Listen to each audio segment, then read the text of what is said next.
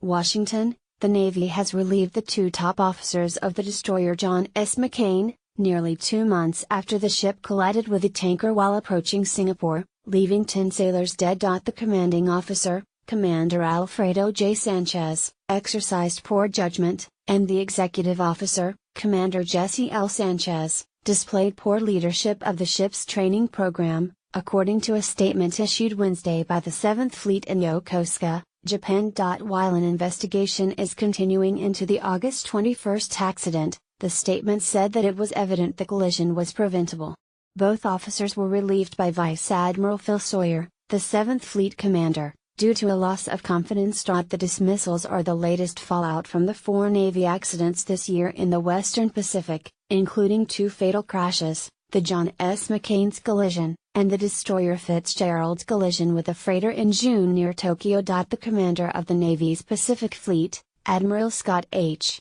Swift, said last month that he would retire after being notified that he was no longer in the running to take charge of the Pentagon's overall Pacific Command, which would oversee any military operations against North Korea. Vice Admiral Joseph P. Aucoin, the former head of the 7th Fleet, which is based in Japan and is the Navy's largest overseas fleet, was removed in August in connection with the accidents.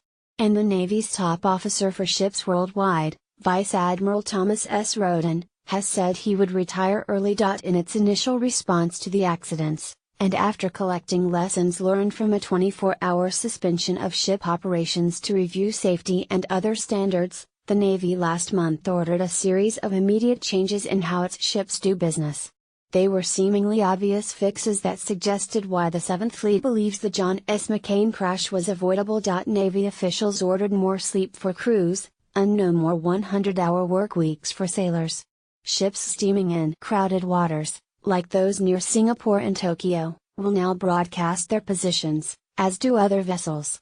And ships on which crews lack basic seamanship certification will probably stay in port until the problems are fixed. Navy investigators have largely wrapped up their inquiries into what caused the fatal crashes, and Admiral John Richardson, the Chief of Naval Operations, is expected to make public the findings and any recommendations in the next few weeks, Navy officials said.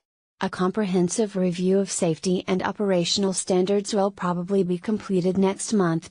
Admiral Richardson offered a preview of what his focus may include in a statement last Friday to the entire Navy. When I hear about problems like persistent lack of sleep, consistently long work hours in port, problems in basic watch standing, and more, it's clear to me that much of the fix is with our junior leaders, he said. They can control so much if we give them clear guidance, responsibility, authority and accountability.